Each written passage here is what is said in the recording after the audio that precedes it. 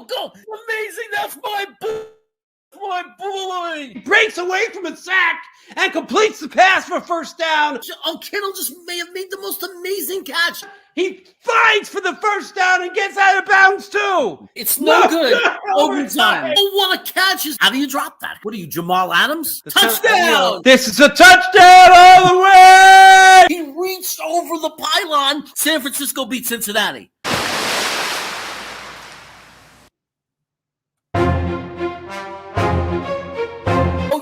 Oh, yeah. Go. Amazing. That's my boy. That's my boy. He breaks away from a sack and completes the pass for first down. Oh, Kittle just may have made the most amazing catch. He fights for the first down and gets out of bounds too. It's no good. Overtime. Oh, what a catch. How do you drop that? What are you, Jamal Adams? Touchdown. This is a touchdown all the way. He reached over the pylon. San Francisco beat Cincinnati. And hello. Oh, wow. We got big news. Big news on NFL Chaos with moi. And that news is that the date has been set. The rules are clear. In celebration of 200 subscribers in just over a month, well, maybe a little more than just over, about 5-6 weeks, I am going to fulfill my promise. And that promise is that I'm going to consume a teaspoon, a full teaspoon. It was supposed to be a quarter of a teaspoon. And a lot of people think that's a very little bit, a quarter of a teaspoon, but they've never, obviously, I'm not going to say all of you, but a lot of people have never had hot sauce like this. I mean, this is the kind of hot sauce where you put a little bit on something and it burns your mouth off. But Ryan from Jets Talk 24/7 decided that I need to do a teaspoon in order for him to really go crazy and get me the subs that I needed. And he did get me a lot of subs, but he also put me in a very bad situation because now I have to consume a full teaspoon of the Last Dab. And for those of you who don't know the Last Dab is made from all the Jokli peppers or whatever you want to call them, the triple X peppers. It's supposedly the hottest pepper there is. I don't know. Now they came out with one called the Apollo, but the triple X pepper was a pepper so hot they haven't even named it yet. Over 2 million Scoville units for the triple X pepper, and it's all three, I think. It's a crazy combination of just the hottest pepper. Let's just say that if you ever watch the show Hot Ones, which is one of the most famous YouTube shows where celebrity guests come and eat hot wings, they have 10 different wings and 10 different hot sauces going from mild. And then when they get to about 7, they get pretty crazy hot. Number 8 being Da Bomb, which a lot of people do in college as a gimmick, as a joke, burns their mouth off. Number 9 is usually a Reaper pepper. So it's a pepper sauce made from crushed Reaper with vinegar. Pretty potent, usually about 600,000 Scoville units. Pretty much about the worst sauces the ones that make number 9 have been famous ones like Pucker Butt's Chocolate Plague, sauces like that. And then there's number 10, and that's called the Last Dab. And unfortunately, for 200 subscribers, I should have said, I'm going to do an eighth of the bomb. Or I'm going to do even one of the number 7 sauces that are like 110,000 Scoville units. I should have said I'm going to do Volcano Pepper's Hammer. But no, like an idiot, I started with the Last Dab. And now here I am in a position where I have to eat a teaspoon of the Last Dab. And it's all nonsense because it was supposed to be a quarter of a teaspoon. It wasn't supposed to be a full teaspoon. But anyway, my announcement is that this is going to take place on this channel, on my show, my Wacky Wednesday show. Instead of doing what I normally do and having a guest and talking Jets football, I'm going to instead, let me try to fix this because I'm blurring out and it's kind of looking like crap. Instead, I am going, oh, that really helped. That looks much better. Instead, I am going to do a mock draft after eating a teaspoon of the last dab. So I'm going to eat a teaspoon of the last dab. I'm not going to like inhale cold water. I'm not going to stick ice in my mouth. I'm not going to drink. One of my go-to things is ranch dressing or almond milk. I'm not going to do any of those things.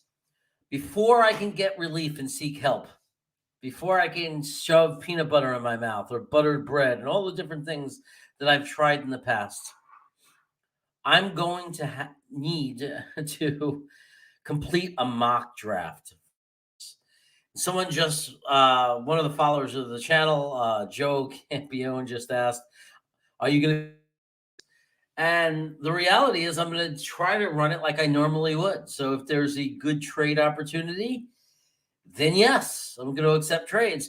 But there's a chance I'm going to be in so much pain, I'm not going to be thinking, and I'm just going to be selecting players. The punishment for me is this is all going to be live, and people are going to get to critique my picks and critique my draft. Like, don't think Gitmo Bob is going to let me off the hook. He's going to grade my draft, and he's going to fire me if I don't do a good draft. So the pressure is going to be on. I'm going to have to do a good draft. But I'm going to have to do it under the pain of hot sauce. Also, you're going to find out what I really think, because the hot sauce is like a truth serum. When you eat the hot sauce and you're in pain, you tend to tell the truth. That's the whole purpose of the show Hot Ones is he gets celebrities on, they're burning their mouth off, and they're answering questions unguarded with the truth and with honesty. So you're probably going to get to know how I really feel about the draft and who I'd like Joe Douglas to take. Now, also, I want to say that there's a strong possibility that Green Bean's going to be on the show, and what he's going to be doing is ridiculing me and making me, because I think he's been waiting a long time to do that. And my brother might be on the show. My brother's going to be on the show, and his job is to read your chats. So my brother's going to be on the show. As I'm doing the draft, I'm not going to really be able to pay attention to the chats. So my brother's going to be, I gave him powers to be able to show what happened. He's going to give me powers to do what I just did for Adam for Watts2K99. My brother's going to be in charge of showing chats, showing your comments. As I eat the hot sauce, I'm in pain. And again, Green Bean's probably going to be sitting there making fun of me, giving me a hard time, criticizing my picks, trying to make me doubt my picks as I try to pick them. He's going to be telling me like who's in the chat. Like he's going to say, oh, Ryan, Joe here. Make that pick in front of Joe Blewett. You're going to look like an idiot. So he's going to be doing things like that. It's going to be a lot of fun. But for right now, we're going to be doing a mock draft. So I was trying to give it a chance for more people to get in. But I'll share screen now so we can, because what happens is I do the draft, or I'm halfway through the draft, and then people come in and they're mad that they missed it and I didn't give them time to join, or they asked me to do another one. It's a weekday. I got work. I'm not really going to have the time to do multiple drafts right now. I'm just going to be in here for a while. I'm missing the game right now, but I'm sure if Adam hangs around, he'll tell me what's going on in the game. I know the second half already probably started. Deep down, you want to take a kicker in the first round. The truth will come out. Can you imagine that? Cade York!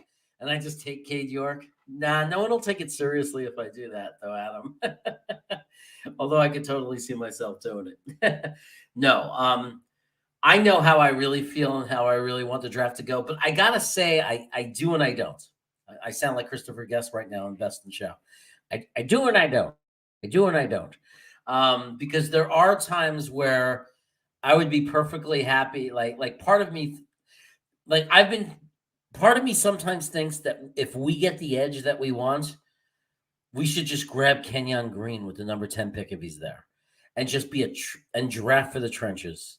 You know what I mean? Let's just take an edge rusher like Thibodeau or Hutchinson if they slip. If we get one of those guys, and then jump onto the other side and just get AVT on the right side. So we have AVT on the left and another AVT type guy on the right. And then you get Becton coming back. You get George Fant coming back. And let's just be a ridiculous offensive line. And maybe even in the third round, if he's there, you take Patterson at center. So if McGovern doesn't work out, I mean, McGovern's good, but like you got Patterson for depth at center. And then he's your developmental guy for next year. So we have for the year after that and for years to come. And then you got AVT and Green for years to come, Becton, and you really solidify the offensive line. And then you start going defense in the second round, or maybe you split it up. You get your linebacker and your safety, or your linebacker or safety, and then wide receiver in the third. I don't know. And then tight ends. There's a few things. A lot of times you have to make a trade to do that. You can't get everything if you don't trade. But there are a lot of tight ends that slip that a lot further than I think they should slip. Like Charlie Kohler is a guy you can get in the 4th, 5th round. And then in the 5th, you could get some insurance, like add a Jeremy. Maybe before Kohler, you take Jeremy Ruckert, then you go for Kohler's. So there's some options. But anyway, we're going to start this draft. I guess a lot of people went to sleep. It's a Monday night because usually we have more people by now. But I didn't announce this or give anybody any chance to find out that this was taking place. So I really can't complain that there's only a few people here. But maybe it'll pick up. So let's start the draft. We're going to see that right away we did not get the edges. Thibodeau and Hutchinson went, and then Andrew Booth went with Houston. I don't think that's very realistic. I don't think that the Houston Texans are going to take Andrew Booth. I just don't see that happening. I think that PFN really has to fix their rankings, because there's just no way I could see that happening. Where the hell did this guy Booth come from anyway? Anyway, what does that leave me? We have no trade offers. Nobody wants our pick, which is rare. I think that George Karlaftis is a reach in this position. Okay. I don't think you can reach. I know that people are going to be disappointed if we don't get a really solid edge, but I don't think you could reach in this position. I think it's too far of a reach because George K is a gamble. Can you imagine? We take our number 4 pick on George K, and he's like a Vernon Gholston and has a career 0 sacks. I can't live with that. So what I do in this situation, and this is going to make a lot of people groan. There's no trade offers. I'm not going to sit here proposing trades. I'm going to take Kyle Hamilton because Kyle Hamilton is a generational safety. And I love that Joe Blewett was talking about it before on Jets Talk 24/7. Finally, somebody saying the frustration I've been feeling. Joe Douglas doesn't consider safety a premium position. He didn't want to pay Jamal Adams because Jamal Adams is an overrated asshole. So he wanted him to actually fill out his contract and not whine and cry to everybody that he should get special treatment and not have to finish any part of his rookie deal and needs to have a new contract by his 4th year. Right? A guy who can't cover, can't catch, and would trash the entire team when he doesn't get away like a little baby. Wah, wah. Okay? So it is not. I waited so long, buddy. You watched the replay of this. I waited so long for you to get here, buddy. I also announced that I'm going to be doing Wednesday night, 9:30 p.m. Eastern. Wednesday night, 9:30 p.m. is when I'm going to eat the hot sauce. My brother's going to be on the channel, helping me out with the comments, with the chat. And Green Bean, 75% chance he's going to be here ridiculing me and giving me crap. Anyway, I like that Joe Blewett was defending the Hamilton as a possibility. I don't know if he'd want to pick him at number 4. But Oh, even when I max the screen. Yeah, man, I don't know what to do about that. I don't know how to make the board more readable, so I just have to tell you what they are. So Kansas City for our 10 pick is offering us pick 29, pick 61, their second and their third next year. There's nothing to sneeze at, guys. If you want to take a wide receiver with this pick, nothing to sneeze at.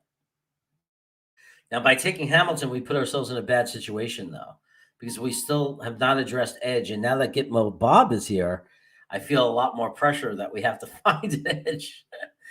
So I don't know. I'm in a little bit of trouble. The Eagles want to give us 15.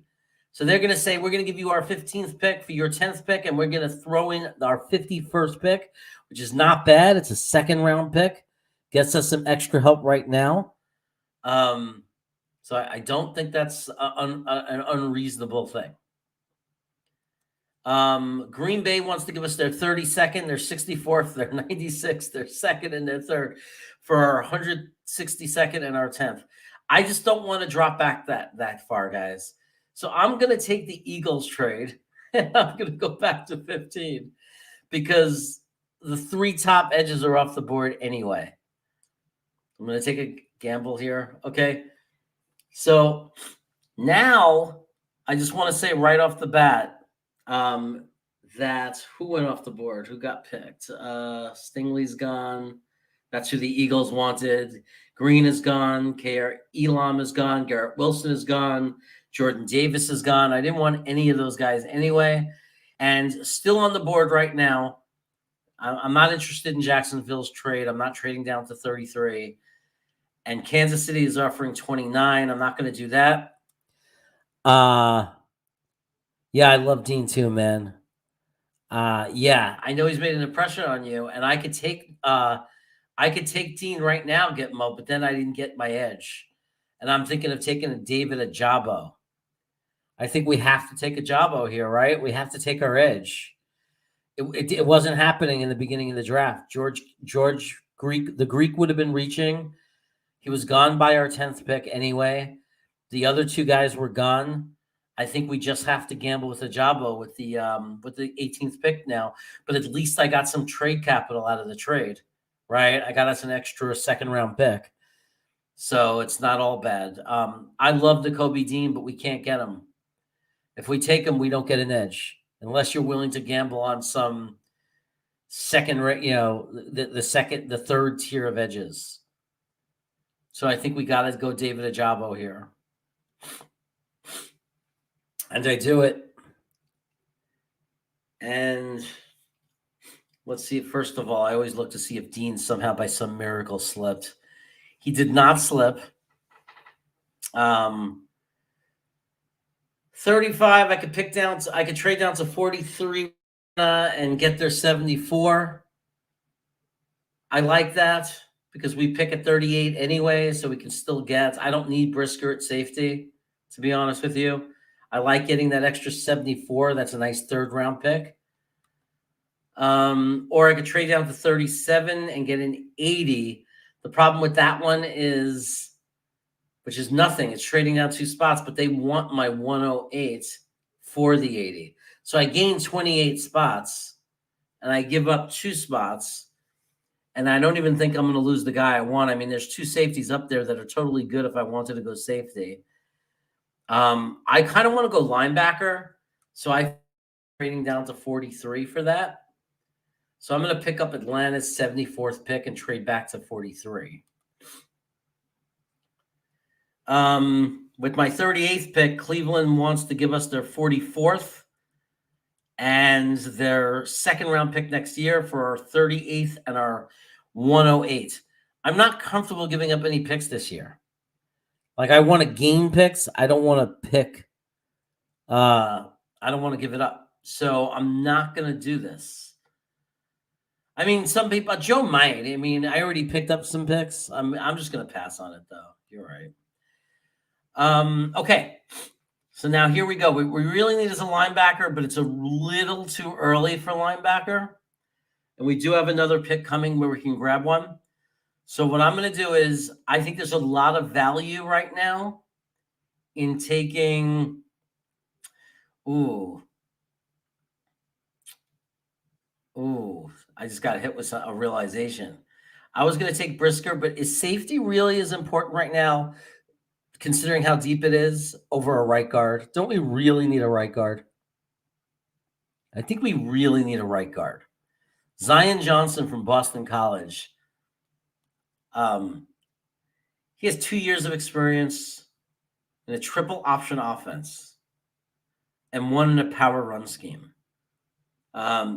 His strength helps him excel, but he also shows understanding of leverage, impressive hand placement. The guy's got good technique, good athletic ability. He can get out to the second level. I mean, there's our right guard, fellas. Yeah, you're right. We took Hamilton. So what the hell am I even thinking about that for? I'm going to grab Zion Johnson here because he's the next guy that I wouldn't want to be off the board when we pick. So I'm going to grab him. Too early for a skill position, right, Gitmo? Right, buddy? I know what you're yelling. 43, we can go down to 44 and take Cleveland's 47th. I mean, that's just a free 7th round pick. 43 to 62nd, and we get Tampa's second. We can't afford to do that right now. I will do the trade with Cleveland because I don't think they're taking our linebacker. So I will do that. And Cleveland took my Jai Sanders, the edge, which is perfect. So I just gained us a 7th round pick for free. I'm not doing business with New England. I don't even look at their trade offers. And Tampa wants us to go down to 62nd again. They're really desperate to get up there. I'm not giving it. I'm not doing it because we need a linebacker. Sorry, guys. And now, Gitmo Bob, I hope you approve. We're going to take from Penn State Linebacker University, Brandon Smith. He's not in the Kobe Dean, but he is a decent linebacker. Now's where we get happy with our trade, right? Now the trade starts to look a little better. Why we traded down? Because look at this. We got a 51 sitting right there, right? And we got a 69 and a 74. So look at these nice, sweet picks just sitting there for us, right? Where we get some good quality. We got our safety. We got our edge. We're hoping he's going to pan out. We got our right guard. We got our linebacker. So what are we looking for now? I think it might be time to look for skill position, or we might be looking at tight ends based on how the board looks. So here's the thing. I want to point out that Roger McCreary is still on the board at cornerback. I know that's not our biggest need, but I need to always point that out because I think Roger McCreary could be a shutdown guy. Let's look and see. Our next pick is 69. So if we don't take the tight end now, we might lose one of the premier guys that I like. I like Wademeyer, but I like McBride. The problem is McBride might be gone if we don't pick him now. What's the trade offer for again? 66. That doesn't make sense. We get their third. That's all we get out of it. No. Okay. Boy, Braden wants the tight end. Okay, so I'm gonna shore up the tight ends because in real life, oh look at that, Kyler Gordon. So where is he? What ranking is Let me look for him. Let me go to offense, tight ends. So is McBride gone already? Who took McBride? Oh, McBride went 36 to the Giants. Oh, then we have to go tight end. We can't wait any longer. We're gonna take Jalen Wademeyer. Just get our tight ends. There you go. I don't want to take any gambles. Like I'll do. That's the first time I've ever seen McBride go that early, but that was probably the most realistic thing. Is McCreary still there, or did we lose out on him? We dropped down a bunch. We lost a lot of picks, so I think we lost out. First of all, the Rams always try to give me these bullshit trade offers. Yeah, McCreary's gone. McCreary's gone. But we got our tight end. Let's look at the situation, all right? We got our safety in Kyle Hamilton, generational guy. We're hoping that David Ajabo works out. We're hoping we got a good, solid edge rusher. We got our starting right guard. Okay? Starting right guard. Plug him right in. We're golden there. You haven't really done enough mock drafts. I don't know what you're talking about. I'm doing a million. There's nothing I can do here. What pick did I make that was wrong? The edges weren't available, so I took Kyle Hamilton. There was no trade offer at number 4. I wasn't offered a trade. There was no way out of it. So it was either Hamilton or Neal. On 10, I traded Dak to 15 and got Ajabo because I believe we have to get an edge. The Greek wasn't there. Kylie Gordon was available before. Oh, is he available now? Let's take a look. Let's close this. Let's go to defense, cornerback. Yes, he is. Ha ha. I do know what I'm doing because I got my friend Rusty Spooner looking out after me. And there is nothing wrong with taking Kyler Gordon with this pick. Although Isaiah Likely is much higher ranked. I'm just kidding. We are going to take Kyler Gordon and get our possible lockdown cornerback. I don't think that JD's doing it, guys. I don't think that JD is going corner. I just have to let you know that. Based on the press conference today, they seem to be pretty high on Eccles, and they seem to be pretty much committed to the trenches. But what are they going to do? Take the trenches every pick? I mean, come on. I think we got to throw another cornerback in that room. They want us. The Chargers want us to pick trade down from 74 to 79, and they will give us their 4th round pick next year. The Rams want us to trade down to 100, but they'll give us their 3rd and 4th, and they want our 145th also. I don't like that. Trading down 5 spots might not be a big deal right now, except for one thing. I do see Jarrett Patterson on the board, not too far away, and we could lose out on him. But I think we already took a guard, right? We're not going to take Patterson. I really think they're getting a run stuff DT. Yeah, we're going to have to do that. Patterson is available, but we already took.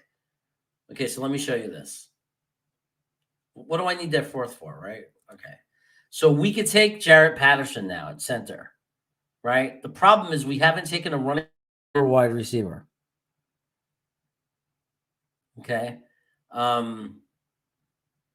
Yeah, Henry Toto, he's good, but we already took a tight end.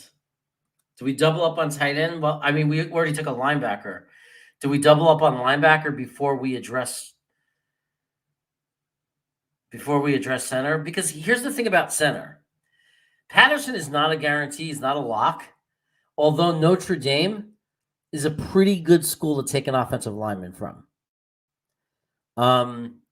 Also, I got to say about, I have to say, Jarrett Patterson, what I like about him is because we have McGovern, if we assuming we keep McGovern, Jarrett Patterson doesn't have to be rushed into the started role, but he's a guy who can be.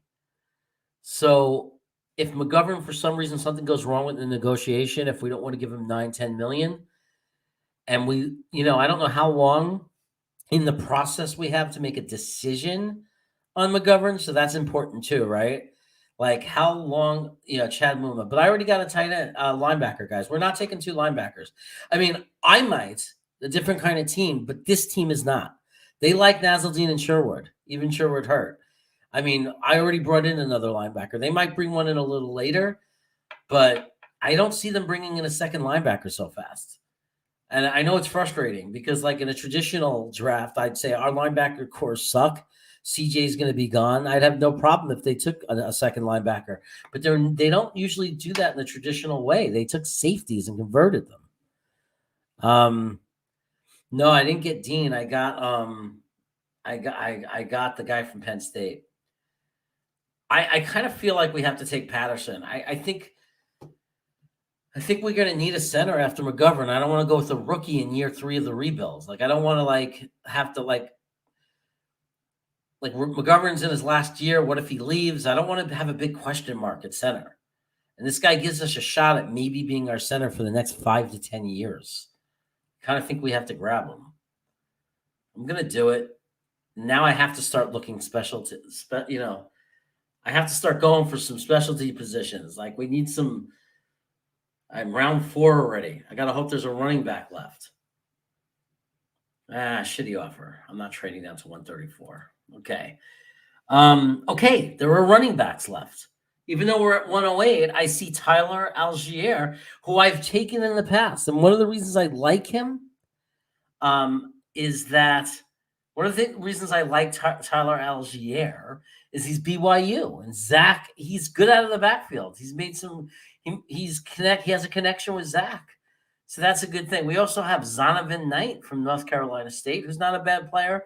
And we have Jerome Ford. So there are 3 running backs. Let me see when we pick next. 108, 114. I think one of those running backs will still be there.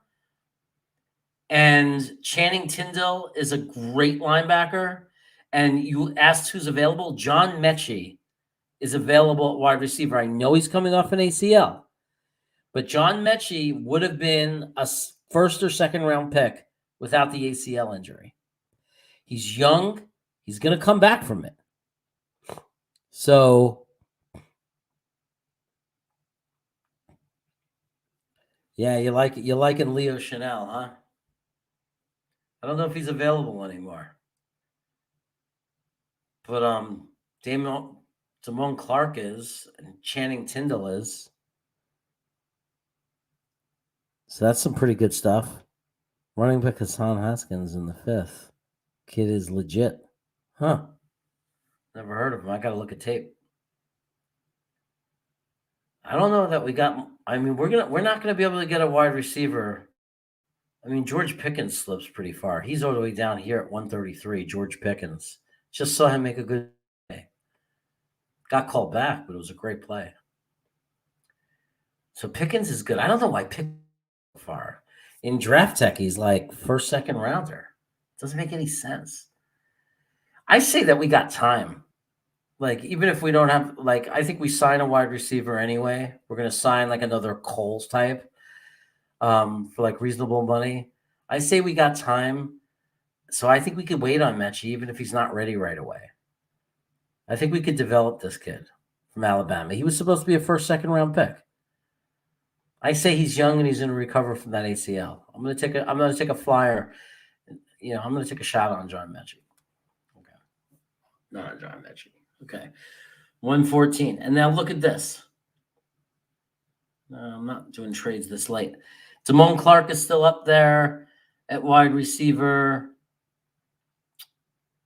At linebacker, I'm sorry. Linebacker, he's still there. Oh, look. The running backs are still there. Zonovan Knight is still there, and Jerome Ford is still there. Do you think we need a running back, or you want to wait until we get this guy Hassan? Yeah, I know Pickens made a great catch, Gitmo. I don't understand why he's ranked so low on this board. Like, I just totally don't get it. I got to look at other draft sites because I just don't get it. Like, I don't know what the problem with Pickens is. I think he was hurt. Maybe he had an ACL, but it doesn't matter. He's clearly back, and he's clearly good. I think, what's going to change for him? The combines. So there's a guy, if he had an ACL and then he came back from an ACL, I think the combines is what's going to fix that. Because if he comes out and he runs a 4.4 and he does everything well, the jumping and the combines, I think that's what you'll see. Maybe he'll do like a cartwheel in the backgrounds of somebody else's workout like Creed Humphreys did. I think it was Creed Humphreys. Anyway, I'm going to grab Jerome Ford. I have pure adrenaline. John, the mailman, agrees with that pick. Let's get our backup running back to back up Michael Carter. And who knows, Jerome Ford might be, a guy who we give the ball even more often than we think to. Hey, Pickens might still be on the board. Did he just go? Oh, we missed him by one pick. Buffalo just took Pickens. We missed him by one pick. He went 144. Can you believe that shit? Because I was going to consider grabbing another wide receiver right there. I was going to say, let's just grab Pickens also. Now, here's the thing. we have another pick right now, right? Haven't taken a safety since we took Hamilton. So we have one safety, one edge, one guard, one linebacker, one tight end, one center, receiver, one running back. And we got two more picks. We have not taken a defensive tackle. You keep on saying Leo Chanel. Is he there? Is he? I think he's gone. Let me see. Defense, linebacker. Yeah, he's gone, man. He's gone. I could have taken him before, but I think we had other needs because we had already taken a linebacker. There's no linebacker up here on the board that I care about right now. I mean, that might change as we learn more about the players. Is Gunter still there? Our boy Gunter? He's gone. You know what happened to Gunter? He actually moved up the board, Rusty. When they updated their rankings here, they moved Gunter up. So Gunter is always gone now. This isn't a time of the draft where I used to be able to get Gunter. And now he's gone. And that kind of bums me out, dude. I thought we can grab Gunter and steal him in the 5th round.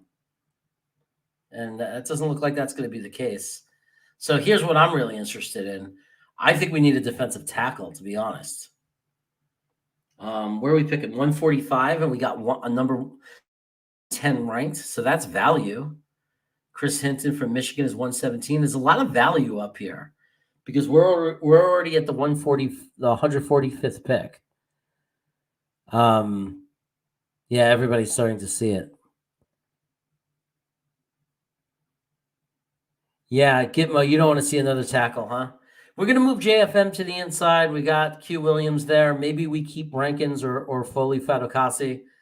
We got Marshall played. So maybe you're right. Maybe now's not the time. Maybe now's not the time. Maybe now's the time for – we haven't taken a tackle yet. We took a guard and a center. We haven't taken a tackle. Let's see what tackles are available. Now, the problem with tackle is there's no one left of value at this pick right now because we'd be 151 and we're at 145. So maybe we end with a tackle and we look at the linebackers. I don't know if there's good linebackers, though, either. Terrell Bernard from Baylor. I don't know. I don't know these guys. That's the problem. There's Jesse Lukita from Penn State, who I actually saw make a good play the other day, but the last game that I saw them play. The problem with that is he's like 189. He's ranked 189. I mean, he's not their guy. I think we lost out on a backup tight end, Bob. I think we should have done that before. Yeah, we got a center, Braden. Let me review what we got one more time. So we have two more picks, and we took Patterson with our 74th pick, Jarrett Patterson from Notre Dame. Yeah, and I really like Notre Dame offensive linemen. I gotta say, I think that's like some solid stuff.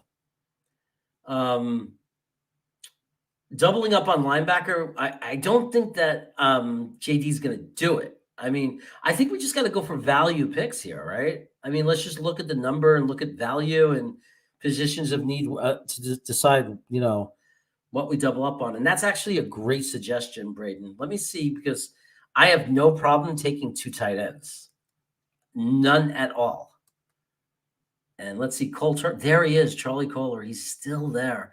He'll be there with our next pick, though. 163. We have 145, and what is that? Well, right around 163. No, he won't. He won't be there. I have a feeling Gitmo's not going to like this, but I'm going to take Charlie Kohler.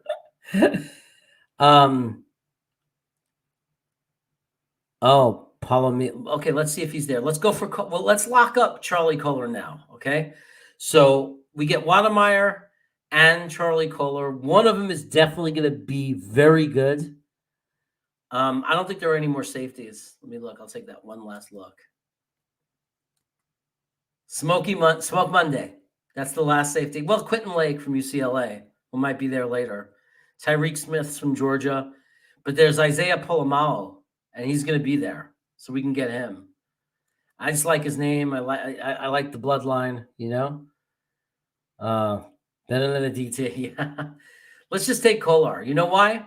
Because if Wademeyer is not as good, if he ends up sucking for us, There's a chance Charlie Kohler will be good. I'm totally serious. He's really, really good. I don't know why he's ranked so low here. One of the most productive tight end prospects in recent memory. Then why is he back here? Kohler put up 106 catches for 1,400 yards and 17 touchdowns over 3 seasons. At 6'6", 257 pounds, he has the size that many NFL teams love at that position.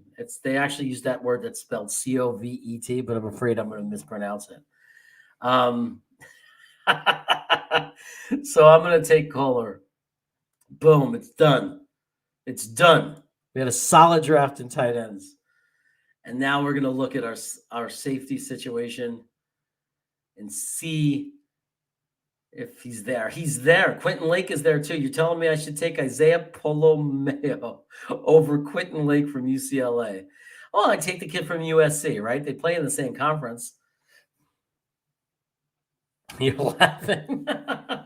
You're laughing at my CONVET because I don't Corvette. They love him. They like him. They convey him. I don't know. Everyone forgets that Hernandez was actually better than Gronk. Crazy world. Yeah, he was good. Bama on the 5. What's up, Jeremy, my boy? Oh, and you always come at the end of our drafts. So you're going to get to see what just went on in this draft and how it all worked out. So, Owen, and anybody joined more recently, my hot sauce fiasco thing is going to happen on Wednesday at 9:30 Eastern time, 6:30 my time, 9:30 Eastern time, after NYJ Today, after John's show, because I think he's usually done by then. He starts at 8. I'm assuming he'll be done by 9:30. I'm going to be eating that teaspoon of The Last Dab, and I'm going to be doing one of these mocks. And now I'm going to tell you, it's definitely going to be a lot faster than this, and there's going to be a lot of unhappy people. But make sure you're there. I got it already set up. You can go to YouTube and already hit the reminder button. It's already on my channel. It's up there. Make sure you don't miss it. I like that you like Ajabo because that wasn't planned. It was just that there was no edges available for, and I had no trade offers. So there I was with the 4th pick. Hutchinson was gone. Thibodeau was gone. It was between Hamilton and Neal. And I went Kyle Hamilton because I just think it's our biggest position in need. I think he's a generational talent. I think he's insane. He's going to do a lot of things for us. Well, I got you. It was somewhere in the middle. I usually get more picks. I just wasn't offered a trade for the 4. That's what really hurt us. Usually when I get Hutchinson or Thibodeau, I could trade the 10 down. I go in increments. I get us a lot of picks. But it's okay. We get Kyler Hamilton, man. Let me tell you something. Everyone will forget that it's a safety. Oh, my God, this, that. When Kyle Hamilton starts to play like Ed Reed, right? When Kyle Hamilton goes absolutely apeshit and is like our best defensive player, stuffing people and knocking down, deflecting passes, intercepting balls, no one is going to give a shit that we took Kyle Hamilton with the 4th pick. I took David Ajabo after trading down with the 10 because I wasn't going to take him with the 10th pick, right? Why not take some free capital? They gave us a free 51, which got us a tight end. 38, I went Zion Johnson, offensive guard. He was the best value on the board. And that's our starting right guard for the next whatever amount of years. Braden Smith, linebacker from Linebacker University, Penn State. Automatically a starter, right? Starters here. Kyle Hamilton, starter. Ajabo, hopefully he's not a bust, but he's going to start. He's going to be in the rotation. He's going to play opposite Carl Lawson. Zion Johnson, starter. Brandon Smith, starter. Jalen Wademeyer, probably a starter. Who do we have that would start over him unless we sign someone in free agency? Kyler Gordon, possibly a starter. He's going to compete with Eccles. 100% he's going to compete with Eccles. Does he win the job? I don't know. But is he going to be good? I think he has a very good chance of being very, very good. I don't understand why the simulator never gives you the same picks. Yeah, I think that they probably have like 25 algorithms, Gitmo. That's what I'm thinking. Like there's 25 different algorithms of how they rank the players for each team. And whenever you start a draft, it probably picks like that algorithm. So we'll keep playing with it, because if it was the same every time, we wouldn't be doing this anymore, right? We would know exactly what's going to happen and who we're going to get every time. That's my guess. But Kyler Gordon might be a starter, definitely a contributor. I'd see him getting playing time right away, unless he's a bust. It depends on Kyler Gordon and how he came into camp. Patterson depends on McGovern. If McGovern renegotiates or something like that, we keep McGovern. And we let Patterson develop for a year and be a depth guy. If he's amazing in camp and beats McGovern out, it'd be hard to imagine for a rookie to beat out a center who finishes the top 10 in the NFL, because he wouldn't have to just beat him. He'd have to really beat him, right? Because you're going to go with the guy you trust that has some kind of chemistry with the line, that knows the system. John Mechie, I like John Mechie as just throwing a dart. If you're going to let him slip all the way back to the 5th round or whatever it is, I say we grab him. This is a guy who's a first round, second round, possibly first round pick if he doesn't tear his ACL. Okay. He was like he was the premier receiver at Alabama. Oh, do you ever do just the first few rounds? Sometimes. I wish I was doing that when I ate the hot sauce, right? And then then I get Jerome Ford, who I like, right? I'm not saying Jerome Ford's going to be. You never know. He might end up being this amazing thing for us. But I could see him being a solid RB2 behind Michael Carter. Yeah, Williams hurt his knee, but one thing I want to say about that, at first it looked really bad, but I watched him walk back to the locker room, and he looked like he had full range of motion. Like he wasn't limping or keeping the leg straight and limping on it. He was actually bending his knees, like regular walking, which makes me think it was a slight sprain. So that's going to be my guess. He could have a slight tear. It's possible. But usually they hurt a lot more and you usually limp. So the way he walked off and them not insisting to use the cart, I'm very hopeful that Williams did not tear his knee, and he just has a slight sprain. So then we get Charlie Kohler. Charlie Kohler is like an insurance policy to Wademeyer. If he doesn't work out, Charlie Kohler might end up being the better tight end. I don't know why he's ranked so low. I don't know what the deal is with that. There are other sites that have him ranked much higher. So I don't think there's any reality here, and this is what's really going to happen. And then we just throw a dart at Isaiah Polomao. Then we say this guy has it in his blood to be a star. And, if he has the hair coming out of his helmet and everything, it's like he's a wild man without his helmet on and everything. Like, I love that. Those guys always turn out to be better than you think they're going to be. I don't know. I don't know what it is. Anyway, that's our draft. That's our mock 9 draft for the Jets. I'm not going to call the hot sauce draft mock 10.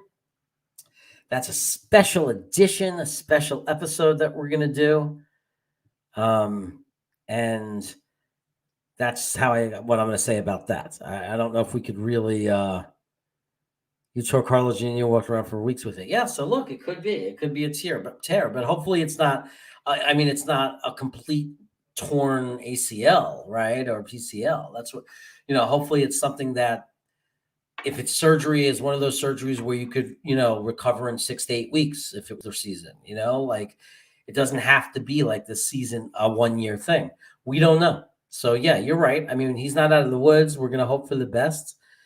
Not just because of the draft, because he's a young man who we all support these young players, and we always, we want the best for them. We never want to see anybody hurt. We see a kid have his future impacted that way.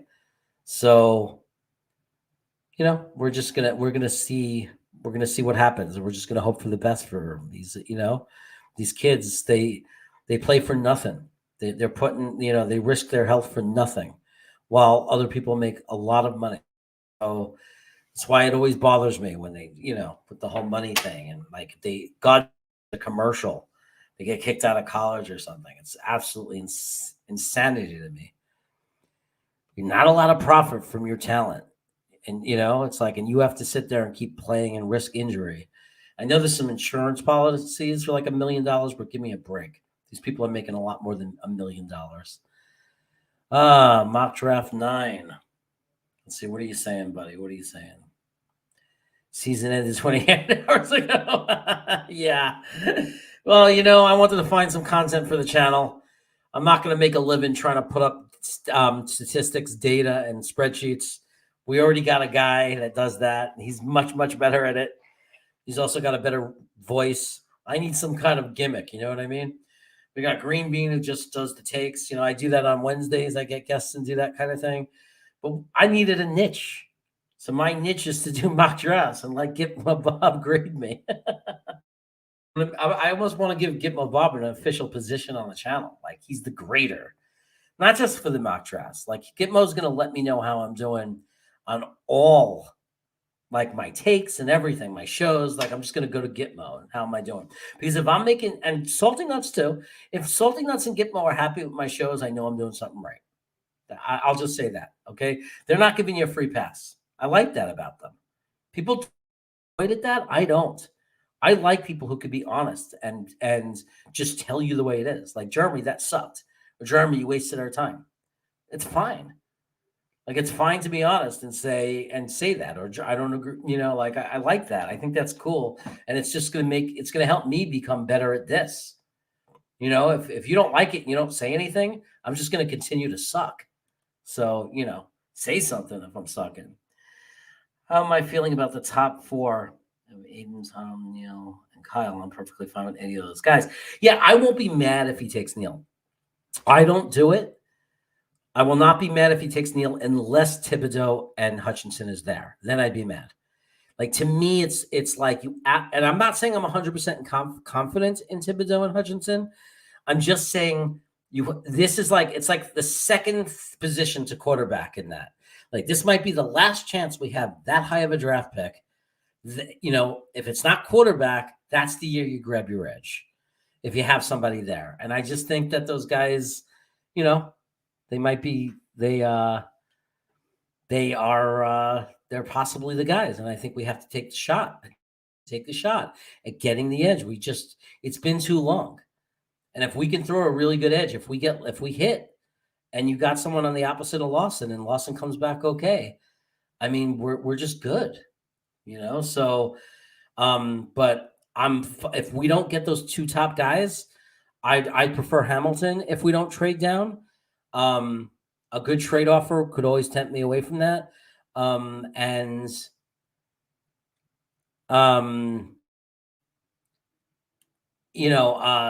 It's fine if he takes Neil. I could live with any of it, but I prefer to take Hamilton if we don't get a good trade offer.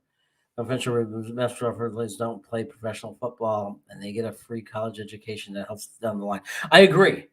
Look, Gitmo, I'm not saying I'm completely against the whole system, but I do think that I don't care about the money they generate directly. I just don't understand the marketing money. Like why can't a college? They're adults. They're over 18. Why can't they do a commercial though? Like why can't a guy in college do a commercial? Why, and I think now they can make money on their number, like in the video games.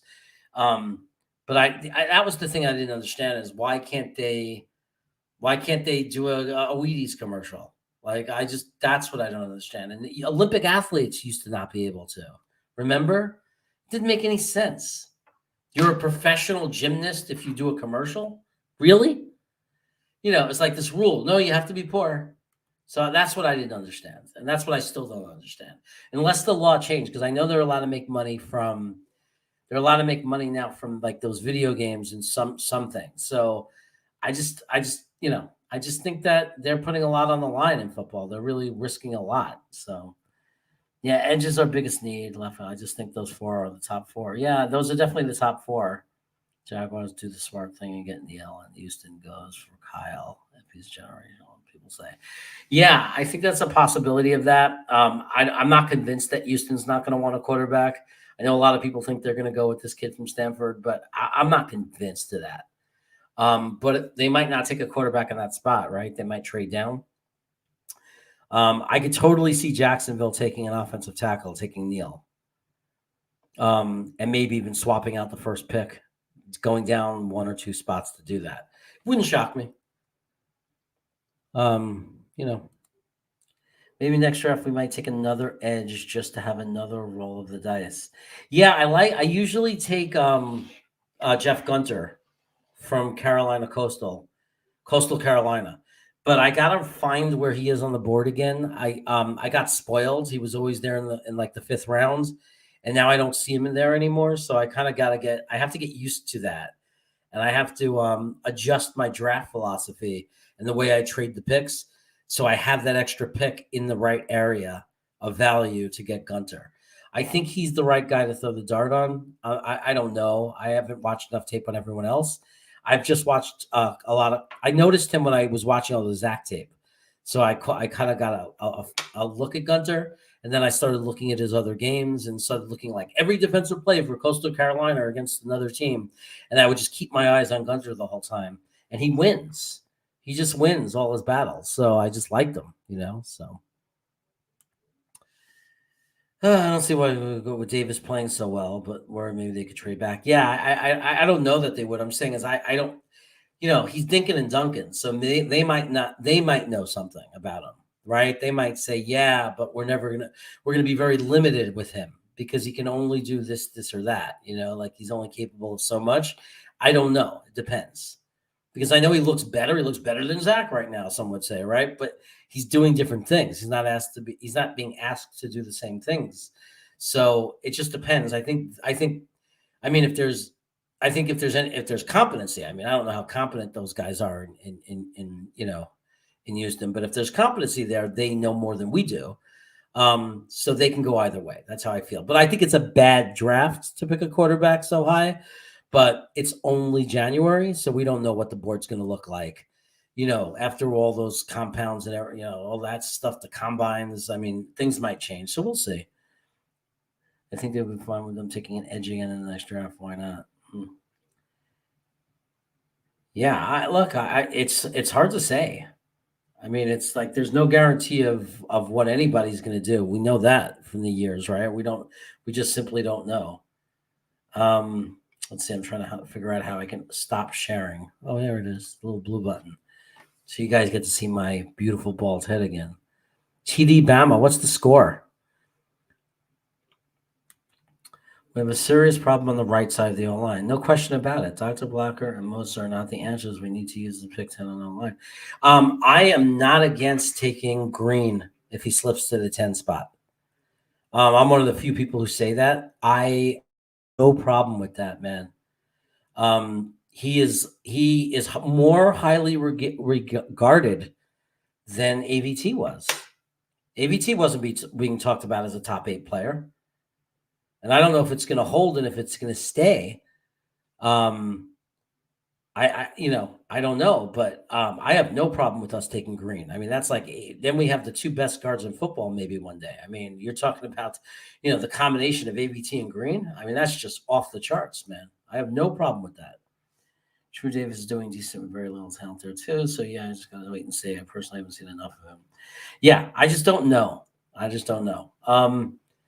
Look, they're going to decide if he's their guy or not. Look, I would go one more year. If it was me, if I was the GM, I'd say, let's ride with this guy one more year because this is not the best year to take a quarterback. So if he flops and you stink, next year's going to be a much better year to take your quarterback anyway. In the long run, believe me, that's what will be better for the organization. So give him a year and see. And if he works out and you don't have to take a quarterback, there's no bigger score than that, right? It's the best thing that can happen to a team.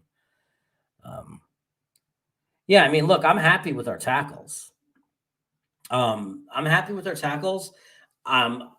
one of these people that's down on Becton. I think he's going to come back healthy. I think he's going to be fine.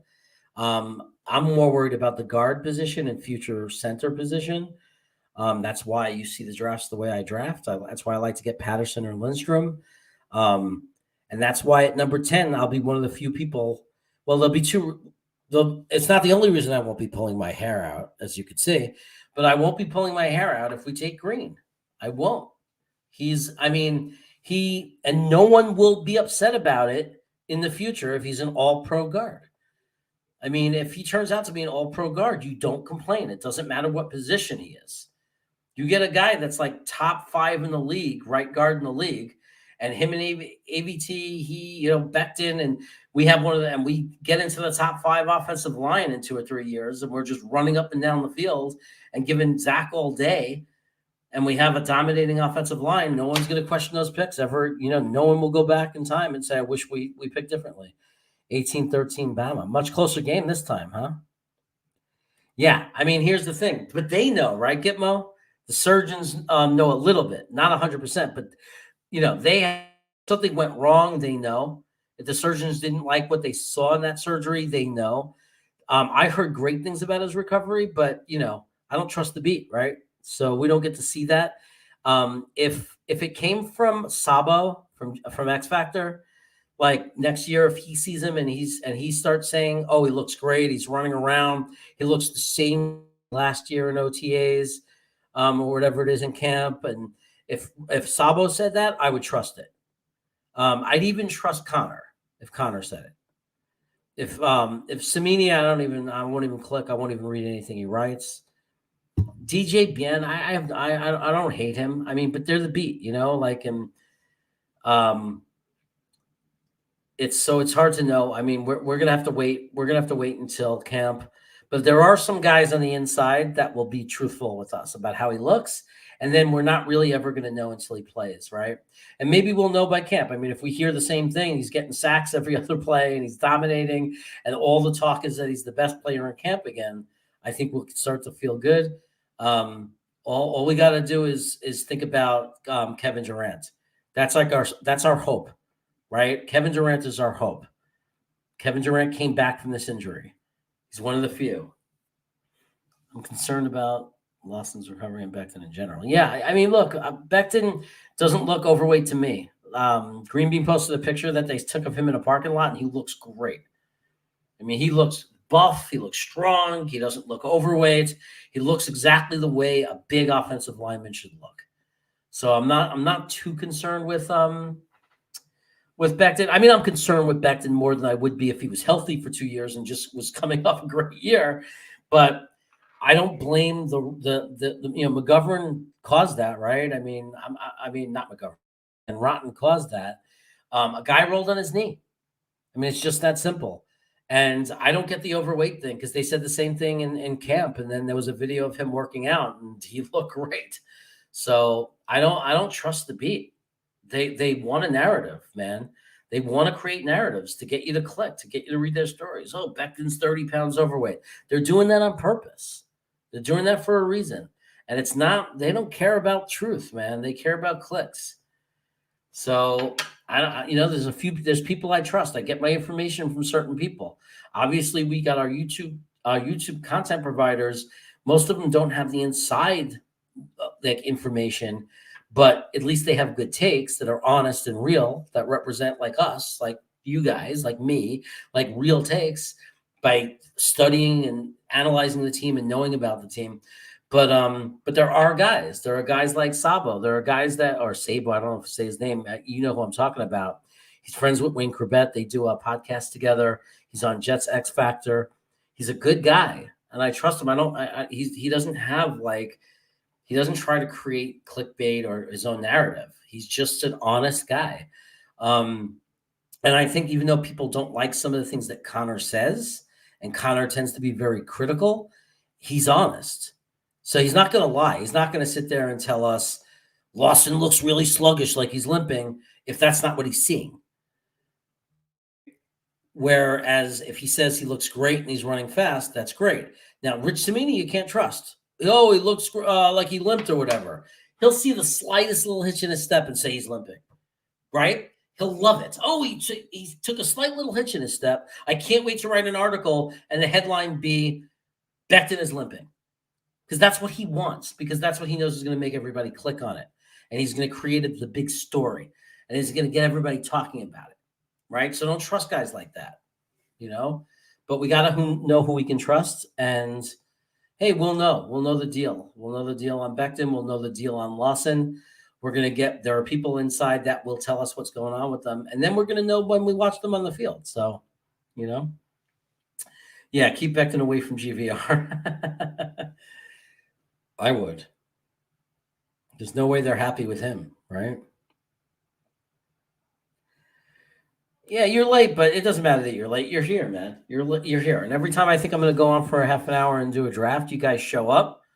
And I don't see any reason. If you guys want to sit here and talk, I'll sit here and talk with you, Not all night. I'll have to go soon because even though I'm 3 hours behind you, I still got to get up at ridiculous hours. I'm usually on my campus by 6. So that's the way life is on an elementary school. You got to get there. So many things to do. And it's only Monday night, guys. So the only good thing is I got a 3-day weekend coming, so that's cool. Great line equals more time for Wilson and a better run game to make his life easier. Absolutely. And we saw what that is. When our offensive line did play well, we all got to see what that meant. We all got to see like the difference, right? So when the running game was working, we were competing. We're competitive. We compete with anyone. Running game was working. We were competing with Tampa. They were blocking. Zach played well. So it's if we compete on defense, I don't know how we stayed in the game yesterday because I think the defensive line did good against the run. They certainly didn't put enough pressure on Allen, but we did very well against the run. I've seen this take going around that Eccles will be better than Hall. I know Joe Blewett thinks he has a higher ceiling. I think it was Joe Blewett. No, it was Connor, I think, that said it. I don't know, man. I just know that we're judging him too soon. Like everybody thinks they know Eccles and who he is as a player. He's a rookie cornerback. I mean, most rookie cornerbacks don't even play. There's plenty of good corners in the league that if you look at their rookie year, they're either didn't play, they played much less than Eccles did, or they didn't do as well as Eccles, or they did about the same. Plenty of good corners, solid CB2s all around the league. And maybe even there's some examples of CB1s. If you look at their rookie year, he was a rookie, and we weren't pressuring the quarterback. So understand, there are a lot of plays where Josh Allen had 5 seconds, 6 seconds, and he extends plays. So there's only so long you could cover, right? Unless you're like the best, unless you're Dion, unless you're Revis, unless you're like Lux Hop. Once you get past 4 seconds, man, it gets really, really hard at corner. So I'm not going to argue that. I mean, we don't know how good Eccles will be, right? I'd like to get another good top guy in there.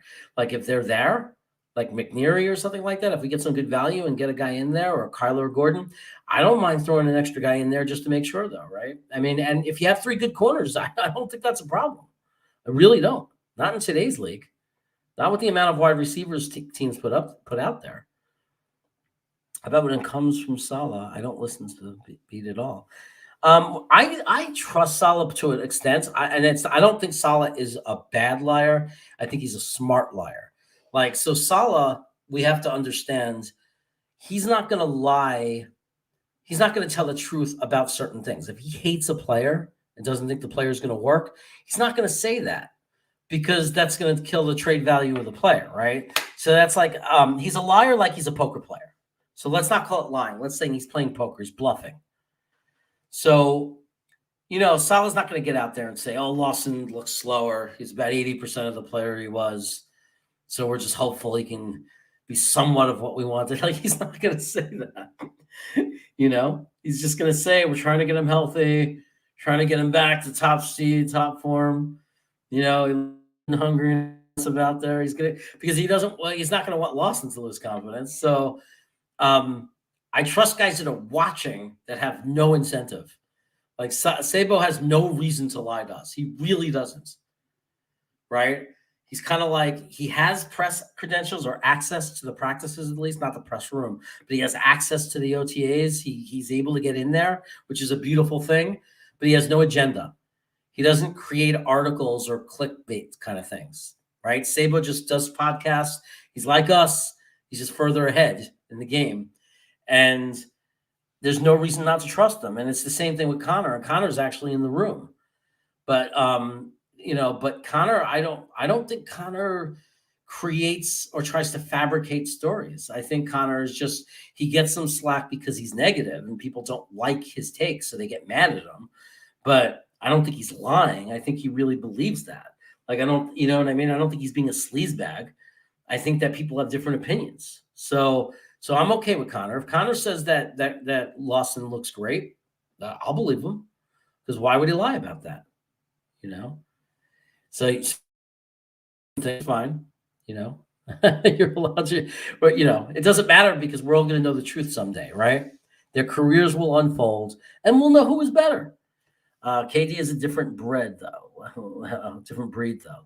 Clay is back to that's awesome. Yeah, but maybe Lawson is a different breed.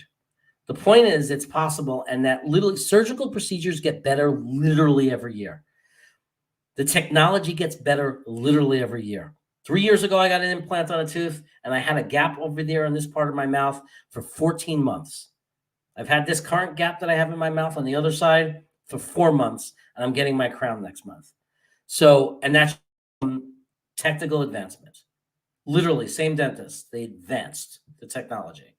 So it gets, maybe Durant is a representation of the future. Maybe these guys are going to be come back from ankles. And it's funny because everyone's like, we should keep Marcus May, and how much is it going to cost? And they forget he has the same injury, and he's older. So what makes people so sure that Marcus May is going to come back? Yeah. So guys don't like DJ. Yeah, he may. It's hard because, but the one thing I'll appreciate about DJ that in camp, I'll appreciate that DJ gave us updates. You know what I mean? Like he was one of the guys that told us what was going on, like without any bias or judgment. Like he would just literally say what happened. Zach completed the 40-yard pass. Elijah Moore just blew out the coverage and caught a bomb. So I appreciate that about him because those guys don't have a responsibility. They don't have to go on Twitter and do that. So I appreciate that he does that. I also think that he's a little bit of a wise guy, Miami fan who says some trashy things, and that he's going to look really stupid in a few years when we're on top of the league and his Miami Dolphins still stink. He's probably in tears about Flores getting fired. He wouldn't even talk about it, Adam. He may have later in the day, but I was following him all morning. I'm looking at his Twitter, waiting for him to respond. I sent him a direct message. I said, are you going to give your take on it? He wouldn't even respond. So that makes me think he is not happy about it. That was the one reason I feared Miami in the upcoming years. Like going into last year, and watching them play last year, I said, oh, Miami's going to be a problem. And it was because of their coach. It wasn't because of their quarterback. Right? There wasn't any one player on their team that I feared so much. I thought they were their coach. I said, oh my God, they got a real coach. This guy is no joke. Won 10 games with that squad 2 years after Gase was there or whatever, 3 years after Gase was there. Are you kidding me? Oh, I think it was his second year there. Are you kidding me? Gase blew up that organization like he blew up ours. By the second year, he had him at 10-6. How do you fire that coach? They had a lot of injuries. Then they came back and they won 7 games in a row. Had 8 out of their last 9. How do you fire them? They're out of their minds to fire them. Now they got to start over again? That is stupid. It's just stupid. Why would you fire him? He's going to get another job somewhere, and I shove it down Miami's face. I hope he shoves it down their throat. He will get another job. And if he doesn't, that's an injustice. Because Brian Flores, he's a good coach. He should not have been fired. That was the shocker of the offseason, like as far as coaches are concerned. You fire a good coach like that, he was ready to turn it around. He already finished 10-6 last year. They started the year like we did with injuries, man. And it was only the third year that he was there, and they didn't have the depth yet also because Adam Gase and the GM destroyed that team. They ripped him down to nothing. They gave away every bit of talent they had. And by the second year, he had them 10-6, and nobody expected it out of nowhere. So, yes, they had high expectations. Guys got hurt. And like us, they're not a full 53-man squad. They didn't have the guys that could step up. But guess what? They got draft picks. They got a lot of picks in the next 2 years. They had tons of picks. They were going to deepen their team too. They have cap space. I don't understand why they didn't give him a chance. He's a great coach. He got more than they should have gotten out of him. I thought Miami was going to be in the basement with us, and he made them a serious part of the conversation in the East. So it doesn't make any sense that you fire a guy like that. They forgot how hard it is to find a coach. I mean, these are the guys that hired Adam Gase. The only thing we could say about our stupidity is that we did it after they did it, but still they did it too. They were stupid too and hired that freak. That's funny. That's funny, Mikhail, because Becton is the reason I want him. Oh, you're responding to something he said. Okay. I don't know what you're responding to. So, yes, Gitmo, I'm not big on flow, no pun intended. What's funny about that is all everybody did was cry about how heavy Becton is. And then, 400-pound tackle, we got to get him. It's like the dumbest thing I've ever heard.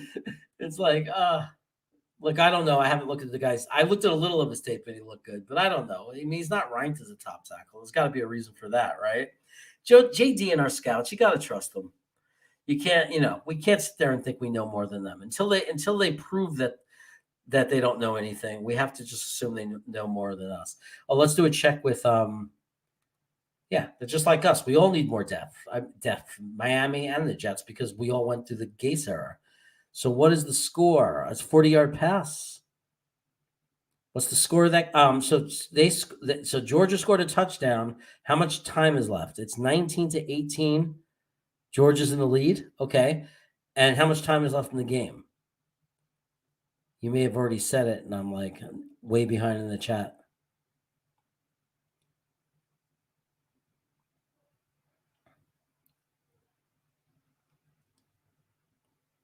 Why am I doing this? I just checked my phone. Let's see what Gitmo has to say about it. Wait a second. Well, first we'll start with Salty Nuts. Flores out of Miami kills the watching shot. Watson will be in Cleveland, Carolina. So that makes it even worse, right? Because they didn't even get their guy. Oh, look at that. I got a new subscriber, Kyle Wilcox. I don't know if you're watching or listening, but thank you, Kyle. Thanks for subscribing. It's nice when you open up your phone and see you got a new subscriber. Let's look and see what's going on in this game. So I'm not treating like he's has a job. Georgia has the ball and the lead by a point with 6:35 to go. So, wow, they really need to stop him. Alabama needs to make a stop, or they're in grave danger. I knew that wasn't going to be as easy as the last time they played them. I said everything changes. So what we got somebody here. Jude, just trade you proposed between my Broncos and your Jets. Hey Jude, so what was the trade you had proposed between my Broncos and your Jets? I don't think I proposed a trade. Did I? I think that it happens in the mock draft sometimes where Denver wants to make a trade. Oh, yeah. That's right. I did it because we weren't being offered a trade. And I said, let's see if the Broncos will do it. I think it was just a trade where I was trying to trade. I was trying to trade down out of like 36 or something because none of the players on the board that are ranked around 30 to 35 are guys we need. And I was thinking maybe Denver will want to come down like 8 picks or 9, and we go back 8 picks and we get an extra pick from you guys. That happens in the PFN mock draft. Sometimes Denver, when offers for our second round pick, it has Denver offer us like a trade down to 44 from like 35. And then Denver gives us their second round pick and maybe like a second rounder or a third rounder for next year. So that was why I tried to trade with them because I said, oh, that's a team that usually tries to trade with us. And this is all a mock simulator. It's all computerized. So, I think this move will set Miami back. I agree, Mikhail. That's what I said. I think Miami was ready to come and win 11, 12 games next year. Honestly, I do. It's hard in our division because right now, Buffalo and New England's always tough to beat. You got Buffalo. But I think Miami was, I expected them to be a playoff team, like really. And I think that they would have kept getting better. And now I think they take a big step back. Depending on who they get the coach, right? We don't know who the coach is going to be, but it's not looking good for them. I think it's just a big mistake. And I see that who do you like starting alongside Kyle Hamilton at safety, Ashton Davis or Pinnock? For right now, Ashton Davis, I think, but I'm excited about Pinnock. I'm also excited about Elijah Riley. I don't like them as starters, but I like them as depth. Like, I really think Pinnock may bring value to us. He's supposed to be a good special player, that he to good special teams, might be a guy that can come in an emergency at corner, and now it looks like he can come in an emergency at safety. We don't know how good he can get at safety. I don't think Ashton Davis is horrible, but I don't think Ashton Davis is a well-rounded safety. I think Ashton Davis is good against the run. If certain plays, certain like personnel, we might be able to bring him in to help stuff the run. I'm not. I think Elijah Riley might be better than both of them. So I don't know. That's why I sometimes take a secondary safety in the draft. But I think if Joe Douglas feels that way, I think he'll go free agency for a safety that's not too expensive. And I think we'll draft the safety. I mean, if we took Hamilton, you just need somebody somewhat decent, right? Because Hamilton is going to be such a difference maker. And I got my friend Peo time here. Hey, Peo, man, it's good to see you. Enjoyed both of your feeds today. I missed the first one, the breakfast one, because I was literally, when you started, I was going into dismissal. And I have to take like two fifth grade, fourth grade classes outside and sit there like for a half an hour while they get picked up by their families. So I was like, oh, I'm missing Peo time. But then you came back on and I got to hang out for a while. So that was cool. Always fun. And Peo has a question. Let's check out his question. For those of you who don't know, you probably do. Most of you here are regulars. Peo is the LA Rams YouTube content provider. He is good people. He is the equivalent of all the good people you love here on the Jet side. You will get to see after his season is over, hopefully after the Super Bowl for you, my friend. Peo Time is going to join me. This will happen. And he's going to do some mock drafts with me where he's going to draft for the Rams as I draft for the Jets. So that should be a good time. And we're going to have a good time doing that. I'm excited. It's one of the people I'm really excited and grateful for that I got to know this year. So many people I got to know this year because of this whole YouTube thing. I love it. Yeah, you're welcome, man. So it's going to be a tough first game for you playing Arizona, though. That's not an easy pass. So we'll see what happens. But I know that you're not too worried about them or Dallas, right? You got to tell me who scares you the most. Anyway, did you have a question? Wait a second. I love random questions. Okay, so what was your question? Okay, here we go. If you had to have one of the fired coaches from this season as an Uber driver, who would you pick? As an Uber driver? Well, Matt Rule, he'd probably kill me because I'd be making fun of him the whole time. I'd be like, Sam Darnold, Sam Darnold. I guess I would be. I'm the kind of guy who would want to meet. Not that there's any reason I'd want him to be my driver. Like, there's not a power thing, but like, I'm from the perspective of who I'd want to talk to. Florida, I think he's the best of the bunch. I think he's a quality coach. I think he has lots of rings, or he has some championships from New England. I think he'd be an interesting guy to talk to. I think he's the smartest of the group. And he'd just be an interesting dude to talk to, and also to rant with. Like, I'd rant for him. I'd say they screwed you over, man, and you deserve another chance. And hopefully I'd be so passionate about it when he does get his next chance, I'd be getting tickets sent to me forever. So not that I would ever root for him over the Jets, but, you know, I'd root for him against anybody else. I know you love those random questions. Anyway, Owen, what's going on? You're talking to, okay. Urban Meyer kicking the Uber driver. Urban Meyer would get road rage, but apparently I passed the test. I passed Peo Time's test. I know that you want to talk to Mike Zimmer because you're a Rams fan. But he did have an interesting era, right? He lasted a long time with them. I guess, if I was going to talk to Mike Zimmer, I'd say, what went wrong? Like, he got Kirk. Was it Kirk Cousins? Was he not the guy? Was he not the right guy? Was it bad luck? You lost the running back once in a year that you were supposed to be competitive. Like, what do you think happened? So, but I think that the biggest question mark as a coach has got to be Flores because he never got the chance. I keep on thinking Tom or something. I keep accidentally because I'm thinking back years ago. Gitmo, I remember. Wasn't there a Raiders coach called named Flores, like Tom Flores or something? Am I crazy? John Nolte, you might remember that too. Wasn't there a coach for the Raiders named Flores? I don't know why, because I keep thinking saying the name because of that. I think down here, Florida people are enraged about Florida. Yeah, they should be enraged. They should be. I mean, because I would be sitting there like so pissed off. Because if I'm a Miami fan, I'm pissed about what happened early in the year, but I'm really feeling good about the way the year ended. If I'm a Miami fan, I'm thinking the year ended on a great note, tons of momentum. I'd be really happy about it. And I think that next year we have a chance to really compete. That would be my mindset. I'd be excited about the possibility of like what's going to happen with quarterback. Is it going to be? I mean, I think but I'd be happy that we at least knew we had our coach. You had part of the equation. The top two pieces for me in the equation is coach and quarterback.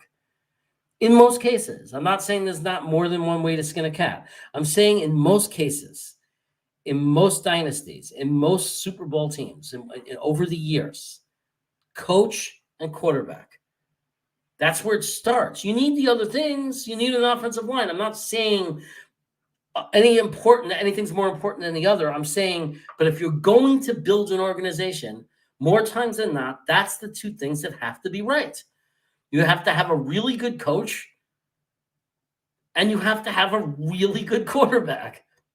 And if you have those two things, then what decides if you're going to actually win championships is what you put around them, right? So GM is important also, but it's what you put around that good coach. And I mean, I can give a million examples, right? We can give a million examples. We could talk all day about how many great teams have there been with a great coach, Pittsburgh Steelers, right? Always had great coach, for the past 40 years, they've never not had no problem at coach, and they've had quarterbacks, right? Terry Bradshaw won Super Bowls. Then they find Big Ben, Super Bowls, right? I mean, good coaches. Oh, they had Coward too, right? So Bill Cowler. So I mean, they just kept having good coaches. So coach and quarterback, guys. And right now we have a mystery in both. We believe that Saleh might be our coach, and we believe that Zach Wilson might be our quarterback. And that's what's really going to determine whether this rebuild is going to work or if we're going to be waiting another 5 years and have to do the whole thing over again. It's going to be, is Saleh the real deal, and is Zach Wilson the real deal? Everything else is just going to determine, do we win Super Bowls? Do we go to the AFC Championship? Do we just go to the playoffs a couple of times? All the other things, right? How does JD do it? What is the supporting cast going to be like? But at the end of the day, to me, if we're going to be a dynasty, if you tell me, if I could look in a crystal ball and say the Jets are going to win 3 Super Bowls in the next 10 years, and you say, how is that possible? It's going to be coach and quarterback. To me, that means that's your answer. That means that Zach Wilson was amazing and that Saleh was the right guy. Or they quickly got rid of him and got the right guy in there. But that's what it's going to be. If we're going to be that team, if we're going to be that special team, if we're going to be the Seattle Seahawks on their run, if we're going to be Pittsburgh on their run, if we're going to be one of those teams, even Rams, even though they might not yet, but if we're going to be one of those teams that's relevant, it's going to be coach and quarterback. Saleh, Wilson, they have to pan out. Otherwise, none of the other things matter. It just simply doesn't matter. Anyway, that was my rant. That was my chaos for the night. Payo time. If you could pick one of the following in the Jets, who would you pick? Batman as a quarterback, Spider-Man as a wide receiver, or Hulk as a left tackle? I guess I would go Spider-Man for receiver because it doesn't matter who your quarterback is or how much time they have on the offensive line. Spider-Man's going to suck that ball right in with his web, and then he's going to do all kinds of crazy flips and score a touchdown every time. Right now, I'm proud to be a Jets fan. Better than last year. Me too. Me too, man. Me too. I'm feeling much better than last year. And you know what I mean? I'm just ignoring the outside noise. People can make fun of us all they want. I know that 90% of the people that outside in the outside world that aren't Jet fans just see us as the same bad team. And it's not their fault. They just don't know because they're not analyzing. They're not sitting there and picking it apart like we are. They don't know it's a rebuild. They don't pay attention to the fact that we stripped down our team. Some do. Some are stronger fans. There were some New England fans that even said it. I'm worried about the Jets in the future. But there's a lot of fans out there that don't do that. They're casual fans. All they see is a sucky team. They see a team losing games. They don't know that we have 6 guys from last year's draft that all look like they're going to be real contributors, and 3 to 4 of them look like they're going to be legitimate stars. They don't know that we have 2 first-round picks, 2 second-round picks. They don't know that we have $70 million in cap space. They don't know that we have all this. They don't know that this year wasn't about trying to win.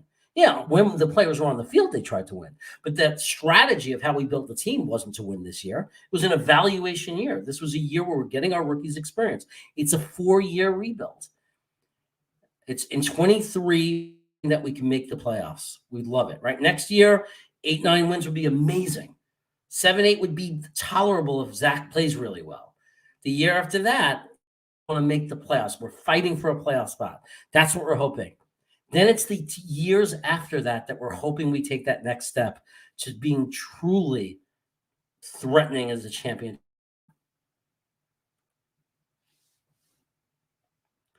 Just saying, Jeremy just said you need a covering coach, and yet he picks wide receiver. Well, it's a superhero, man. I mean, it's a superhero. I mean, think of the logic of it. If it's Spider-Man, how do you not score a touchdown every play? All jokes, I know.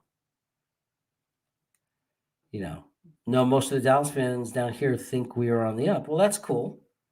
That's cool that some fans believe that. I mean, it depends who you talk to, right? I mean, you get the boneheads who know nothing, and then you get the smart football insiders who know.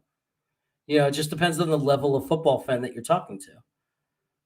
Let's do a mock superhero draft 1.0. We could do that another time. It's getting a little late here for me to start that now, but we could do that. I would start with Superman, but then again, we do wear green, and Green Lantern could kind of make a lot of things happen. So, Green Lantern, by the way, is my brother's a comic nerd. He's a DC nerd, so I wouldn't know this on my own, but he said technically Green Lantern is more powerful than Superman if he has the imagination for it, because the ring gives you as much power as your imagination will allow. So whatever you could think of with that ring, that's what controls how powerful you are. So Green Lantern is actually the most powerful superhero, my brother said. Thank you. Yeah, guys, hit the like button. Help me out with that. Even though there's not a ton of us, it still helps. So I appreciate that. Pick 6, ball game over. Georgia wins. Good. Let another team win sometimes too. So yes. Yes, we'll talk superheroes sometime. But I got to tell you, Peo, I think my brother is Matthew. My middle brother is more the guy for you. Like, I'll introduce you to talk, and he'll talk Green Lantern and superheroes with you all day. But he's a very big Green Lantern guy. I forgot the name. He's that main Green Lantern guy. He likes the one Hank Jordan, I think. Like, that's his guy from those comics. He likes that version. He also likes the one that trains the other Green Lanterns. Okay. I'm trying to trade back for Green Lantern. Yeah, that's cool. Yeah, my brother's cool, man. My brother is like the best. My middle brother is the best geek out of us. We're all kind of geeks in our own way. I mean, I love Star Wars and Star Trek and all that, and I love fantasy. Like, I'm watching The Witcher, and I love Lord of the Rings and Game of Thrones. But my brother is a professional geek, like my middle brother. He knows he's seen every DC and Marvel movie. He knows the. He told me how to watch them. So he likes and knows everything I like, but add Doctor Who. He knows every Doctor Who guy. I mean, so my brother is like a professional geek. I mean, so you have another question. What's the best dating advice you can ever give? Be exactly who you are and don't put on an act. Because if you have to put on an act, or if you have to act a certain way, all you're trying to do is get the person to like somebody who you're not. And then what's the point of dating them? I mean, unless you're just trying to sleep with someone. But if you actually want to be happy, the more you're yourself, the more you show of yourself, the more you could be confident that the person who likes you likes you. So that would be my dating advice. Be yourself. Be comfortable in your own skin. Love yourself. Don't be anyone else for anyone else. Don't ever sacrifice that.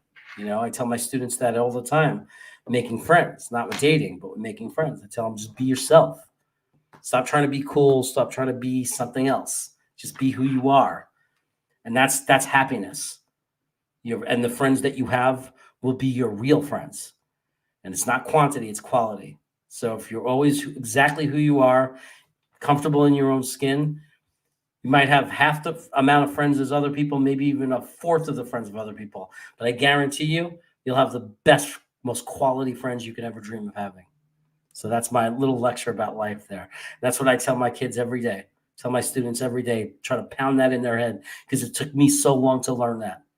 It took me so long. And that's not only the dating advice, that's the number one piece of advice I give anyone in my years and my experience at all. I mean, that's the advice, except if I can go back in time and tell myself to buy Bitcoin. That would be the shit. Okay. Aquaman is injury prone. Oh, because of history of PEDs. You guys are the best. Georgia quarterback will be a top 5 pick. Yeah, Aquaman is injury prone. I love that. I should do a channel and superhero chaos with Jeremy. That's why I did the NFL chaos with Jeremy. It's like a branding thing. I could do superhero chaos with channels with Jeremy one day, a channel. I could do cooking with Jeremy, pizza, New York with Jeremy, pizza rating chaos with Jeremy. I could just take brands. What do you think, guys? Maybe I should get this channel up and just focus on that for now. I'm just talking about the future when I retire. It says Wolverine would be a great running back. Yeah, he'd be pretty good. Imagine getting stiff armed by Wolverine. That would hurt. Oh my God. I'm glad you guys are having a good time. What is this? Buffalo chicken pizza is goated. I don't know, man. I never judge people by the pizza they like. You can like any pizza you like, but when pizza's good, when I'm in Brooklyn or I'm in New York in the city, if I'm in Staten Island, if I'm in Queens and I'm going into one of the good places, I don't things. Just give me a plain good slice. Give me a pie, large 18-inch, slice out, folded, and eat it. Even at wood oven, same thing. Give me a margarita, but. If I was back when I was in New York and eating pizza all the time, I get bored and I throw toppings on too, once in a while, just to mix it up. So, who never gets hurt? You guys are crazy. Burritos with Jeremy. I like that. So you don't know, Peo, but twice during a live stream, I've eaten burritos because I'm here in California. And the first time somebody thought it was a grinder. They're like, "What kind of grind are you eating, Jeremy?" And I said, "This is a burrito." And it was like, it's like this big, it's like, hold on, I can't do it to the cat. It's like this big. They're like monster burritos out here in California, and I take the whole thing down. So when you say favorite drink, do you yeah, I want to see Green Bean grab Wolverine's arm. Frankie could be Wolverine, right? He's got the hairiness for it on his arms. Maybe Frankie is secretly Wolverine. Either that or he's Teen Wolf. You know what I mean? Maybe Frankie's a superhero, dude. He might be. Okay? Frankie might be a superhero. We don't know. He might be that. This might be his alter ego, Frankie from Flatbush. But secret, he's a superhero. Favorite drink? Are you talking alcohol or straight up drink? Because favorite drink is, I gotta say, my favorite thing. I have a lot of favorites. It's hard to pick one, but non-alcohol. If you go to the authentic Mexican places here in California, there's a drink called horchata, and that is a drink that tastes like cinnamon rice pudding in liquid form. So imagine cinnamon rice pudding and how that tastes, and then imagine it in a drink, ice cold. And I'm telling you, that is my favorite drink. Soda, I'm like cherry Coke or Pepsi. I don't care about Coke, Pepsi. I like Mountain Dew. I don't care. Just give me the caffeine. But I like sweet sodas. I'm pretty gross like that. I like a lot of things though. I have a big range when it comes to drinks. I like vitamin water. I like Gatorades. I like juice boxes because I work at an elementary school, so I get a lot of juice boxes. Um, Alcohol, I go through phases. I used to be a big wine guy, and we have tons of wine, and I get tired of it. I love beer. I love going to trying different beers, mostly Belgians. Like even with liking, I'll do IPAs, but I really love different Belgian ales. Um, and is Pale leaving? I see someone saying goodnight or something. So if you're leaving, have a good one, man. Thanks for coming. I like cocktails. It's hard to pick a favorite. Man, a favorite drink. I think it's like more simple for me. My favorite drink for a long time. I don't drink them anymore, but for a while I was drinking Red Bull vodkas a lot. I know that'll kill you, right? But I like bourbon drinks, like drinks made with bourbon, like ginger beer, bourbon, kind of different mule kind of drinks, like the different kind of mule drinks with bourbon and ginger beer, and like Southern mule, where they take like a little bit of orange juice and some citrus with ginger beer and bourbon and different things like that. When I was in New York, there's a bartender that was making me all these different bourbon drinks, and I really liked them. There's one called the Mechanical Bull here. It's like bourbon, simple syrup, lemon juice, ginger, and mint, and Blanca or something. It's an Italian liquor, like a licorice liquor. You put a little of that in, and it's a pretty amazing drink. Frankie looks like Stan's father from South Park. Oh, the problem is it's funny because it's true. But well, Frankie's a character, so that's not a surprise. Frankie is a character. Like Frankie looks like you could do like artists could have a field day with Frankie. I think my bald head and nose helps me be like you could do funny characters. But Frankie definitely green bean with his beard. Guys like Ryan, Matt O'Leary, yeah, these regular guys. But green bean with the beard, Frankie. I think myself with my bald head, but I look, I could be like Dr. Evil, or I could be. My kids call me Gru or whatever from I forgot the Gru. What is with the Minions? So I've been called also Dick Vitale. Slam Bam Jam, baby! The banging on the floor for defense and Raleigh, baby! And Durham! So I've gotten the Dick Vitale thing, so. But that is funny. No offense to Frankie. Hopefully that wouldn't get him mad. Have a good night, Owen. Thanks for coming, man. I appreciate it. I call Frankie Spock all day. Yeah, well, he is the Spock of information, right?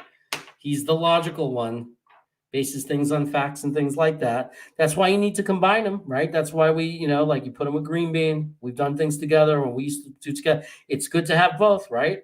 It's good to have like emotion, and it's good to have the Spock. It blends well together. That's why I believe in having guests on a lot of shows and doing a lot of things like that, because it's good to have different personalities. Like it adds to a show, but you also got to get us to know us individually. So, there's nothing wrong with that either. Be safe, everybody. Thanks for joining me, Cal. Jack Daniels Blue Label or Gold Label? Oh, I think my brother would say Blue Label if I said anything other than Blue Label. But to be honest, I don't know. I had Gold Label, and I don't know if my brother has ever had Gold Label, but he did have Blue Label, and he did give me a taste of that once.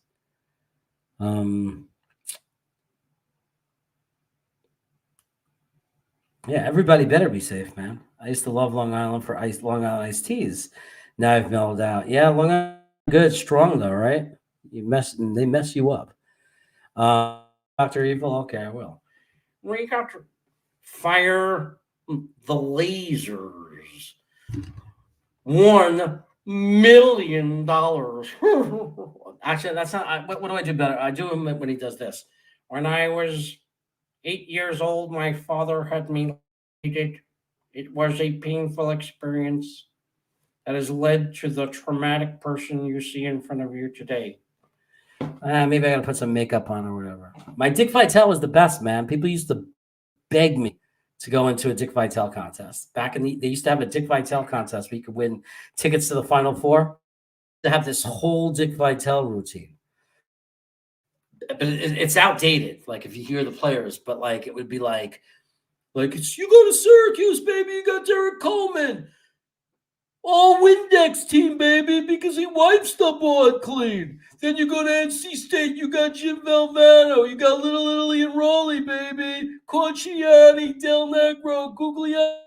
He's feeding him spaghetti in the locker room, baby. Those colors aren't red and white. They're white wine and marinara, baby. So that's my old Dick Vitale. So how about no, or shh? And that's 1,000 preemptive shh for everything you're going to say. But my favorite imitation was always Howard Cosell, though. You know, Green Bean liked it, and then he didn't let me do it ever again.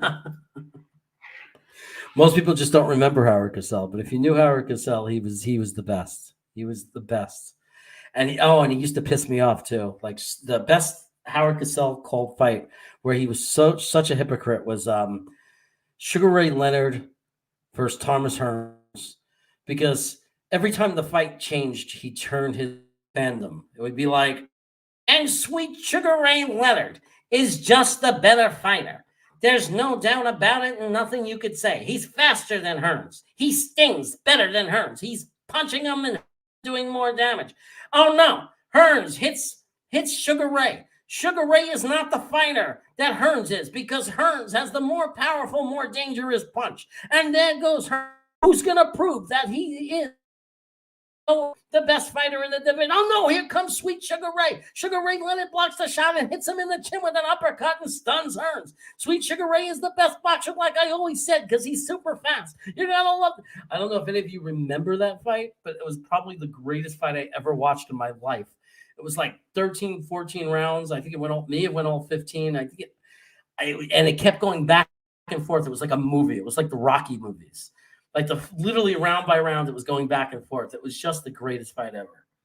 Freaking love that fight. See if my wife is like screaming at me right now downstairs or whatever. No, she's not. Look at that. She's okay with it. Okay. Talking Jets with Dr. Evil. Draft a wide receiver. How about no? Draft a wide receiver. Yeah, no, look, that's another thing that won't even make me mad, though, to be honest with you. I won't even, I'm not going to be mad at whatever they do, because as long as they get the right guy, we're going to be a better team because of the draft capital we have. But I kind of like what I believe what Joe Blewett was saying. Wide receiver, if we were trying to win the Super Bowl this year, you could say we'd have to have another wide receiver.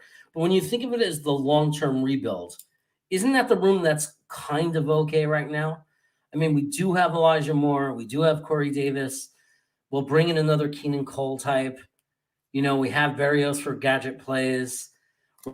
We're not really realistically contending for the Super Bowl next year. Wide receivers are fairly easy to get if you're willing to spend the money in free agency. There tends to be a bunch of them every draft. So it's not like a need for this year as much. I think the first thing that I think they might go in the trenches, because I think that's the first thing you, and we don't have that yet. Like Lawson coming back is not enough to rely on. We that part of the line, we need to add talent to that defensive line. And I think we need to add talent to the offensive line. We got to solve the right guard problem, and we got to understand what we're going to do about the center position moving forward. Like, it's just very simple. Those things have to happen for us to continue to build this team. I did improv for a long time, John, just so you know. Like, I used to perform in Comedy Sports, which Adam actually heard of. Adam knows about Comedy Sports. He had one in Richmond. It's short term. It's kind of like Whose Line Is It Anyway? So I had to learn how to do different accents. I had to learn how to do all kinds of things. So that's why me and Greenby get along. Although he was a stand-up comedian and I was an improv guy, and he was actually almost like made it like to the big time. where he was on stage with all the big, some of the big shot guys. And I was just on a little comedy sports stage in front of 40 people if we were lucky. And that was great. Mimsy will sort it out. I hope he does. Seeing him behind guys like Tariq Black on Sunday was not a good sign, though, bro. It wasn't a good look. I think it's just all in his head, like brain. Like he needs to be a smart enough receiver. He needs to be able to do the playbook and run the routes right, because it's too dangerous. You misrun the route and Zach throws it to the place you're supposed to be and you're not there. Interception, right? So he's got to figure out that playbook. And we'll see. We'll see. He has a chance. There's no reason to cut him before camp. Like people are saying, oh, cut him, get him out of here. There's no reason. It doesn't hurt us to bring him into camp. It cost us nothing extra that I know of to bring him into camp. So Mims will come into camp unless he's traded, unless for some reason somebody else sees him and says, I don't care. My system's much easier. I want his talent. It's just real simple. He's going to come into camp and he's going to have a chance to win the job, right? I mean, if he learned the playbook and he's running the right routes and he's running them crisp routes, then he'll have a chance because the guy got physical attributes, but I'm not counting on it. In no discussion about the Jets for next year. And when I talk about our wide receivers and our depth at wide receiver, you will not hear me talk about Mims. If anything at this point from Mims will just be a complete surprise. That's where I am with him. So if he turns out if he comes back, looks great and he knows the routes and he becomes a contributor on the team, that's great. And if he doesn't, I'm not going to be disappointed again because he already disappointed me. So, but let him come into camp. Let him work for it. Let him prove it. Yeah. So Salty Nuts, you're saying no wide receivers, DLOL and tight end. Yeah. I mean, we got to build in the trenches. Right. And you know what? A good receiving tight end, like a Trey McBride type guy, is more valuable than any receiver we would draft because we have some good receivers. Corey Davis will hold on to the ball this year. I promise. He will. And Elijah Moore is going to be a lot better than he was last year because that's how it goes. He was only a rookie. We were watching him get better in front of our eyes. Give us a tight end. We need a tight end that's solid. We need a tight end that is reliable, doesn't drop the ball, gets open, blocks when he needs to block. And guess what? Michael Carter got better and better every week. Michael Carter that played the last 5 games that he was in versus the first games that he was in was a much better guy. So get ready for him to be very special next year. We got a lot to look forward to. Yeah. So, yeah, I mean, that in my mind, he's shot, except for the fact that it costs us nothing to bring him into camp and prove us wrong. And like we always talk about, right? I want to be proven wrong. That's what I'm hoping Mims will do. Prove me wrong. Show me that I shouldn't have given up on you. Make me feel stupid. Please make me feel stupid. For the benefit of the Jets, make me feel stupid. That's just the way it is. I wish what's-his-face would have done the same thing. That, like any of the players that I wasn't as thrilled about on our team. Going into the season, I wasn't excited about Van Rotten. I wish he would have proved me wrong. We all wish we were wrong about Feeney when we said, oh, you don't want Feeney in there. Imagine he would have kept playing amazing, and he would have played amazing yesterday. We wouldn't be thinking, oh, we're stupid for doubting him. We'd be happy that we were wrong because that means we'd have a good center, or another good offensive lineman. I thought they would at least give Mims a chance to have like an easier thing. Like you tell me there's no situation where you could bring him in and say, we just need you to do this. Like, we just need you to do this. No choices. We're down. We're going to go for a big play. We want you to come in. We want you to run, do a slant, middle of the field, 40 yards deep, and Zach's going to throw it up, and you're going to jump it in. I don't know. I don't know why we couldn't have done that. I don't know. 3 Mims from the Jets. Yeah. The free Mims means something very different now, though. We were calling for Laura, not playing Mims. We were. And you know what? I learned something from that. And that's why I didn't go too crazy about Yeboah. I hope that we saw Yeboah. I wanted to see Yeboah. I even waited to the end of the season and said, why not bring him in just because it doesn't matter? Like yesterday. Why? And they did. They did play him yesterday. They did. But we shouldn't question them. They were watching in practice. They knew what was going on, and we didn't. And that's just that's it. We were wrong about Mims, and we were saying things like, if you can't find a way to make him look good, then you're a bad offensive coordinator. No, we're running the West Coast system, and he just can't do it. The West Coast system, and Frankie educated us all. It was Frankie. Wouldn't know what I was talking about without him. He showed us from one screenshot of one play what you have to know as a receiver from one play. That if you're a receiver, you have 3 possibilities on your route, and you pick the one out of the 3 that you pick is based on how you read how the defense is, how the defender is defending you. And guess what? When Zach looks your way and sees the defender in a certain spot, he might throw the ball to where you're supposed to be. So if you don't pick the right one out of those 3, you kill your team, because that could be an interception. So it's hard enough for Zach. Can you imagine how it is for a quarterback? He's looking around. He's assuming you're because where the defender is standing, and then you go the wrong way. It's just not, it's can't do it. So we didn't know that. Now we know that. What do you think of Braden Mann? I'm fine with Braden Mann for right now. If he's not the right guy, we'll fix it when we have a chance to win a Super Bowl. Let's look at him. If he's good, he's good. I'm fine. We picked up a guy off the scrap heap who we cut and got picked up again. We picked up a journeyman who played just as good, right? It's a freaking punter.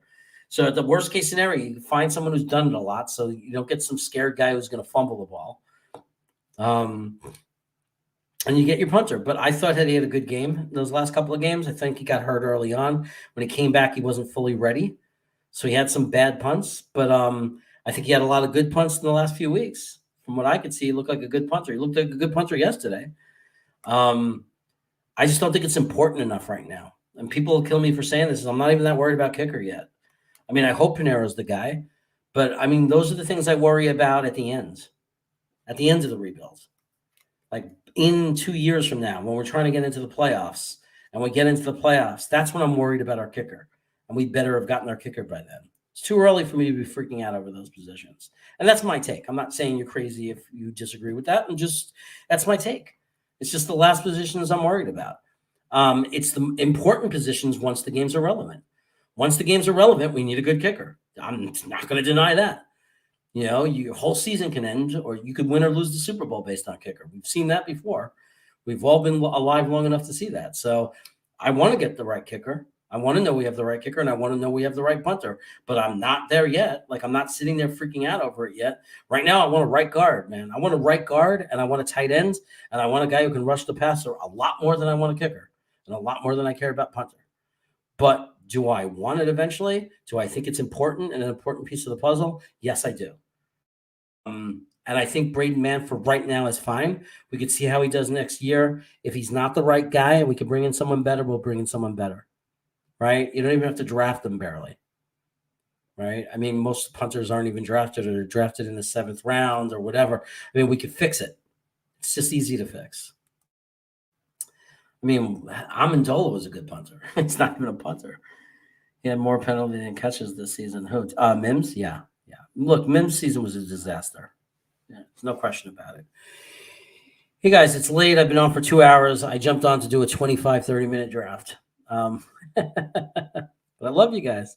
I can't get off. Once you guys are here, when I said I can't get off, you guys are supposed to say, that's what she said. But no, I mean, once you guys are here, that's it. I can't sign off. But I do. I have to get up early, so I have to get ready for bed. So it was fun hanging out with you guys. I appreciate it. I hope I see everybody on Wednesday, 9:30 p.m. Eastern, 6:30 Pacific. It might be the last time you see me right now happy. It's gonna be rough. My brother might join me and eat the hot sauce also. Green Bean will not be eating hot sauce. He'll be giving me a hard time. So I will definitely see you then. And I hope you don't criticize my draft picks too much, because it's going to be under great, great duress. Have a great night, everybody. Take care.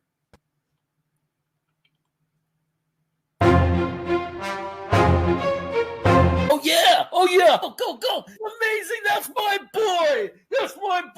He breaks away from a sack and completes the pass for first down. Kittle just may have made the most amazing catch. He fights for the first first down and gets out of bounds too. It's no good. Overtime. Overtime. Oh, what a catch. How do you drop that? What are you, Jamal Adams? Touchdown. Touchdown. This is a touchdown all the way. He reached over the pylon. San Francisco beat Cincinnati.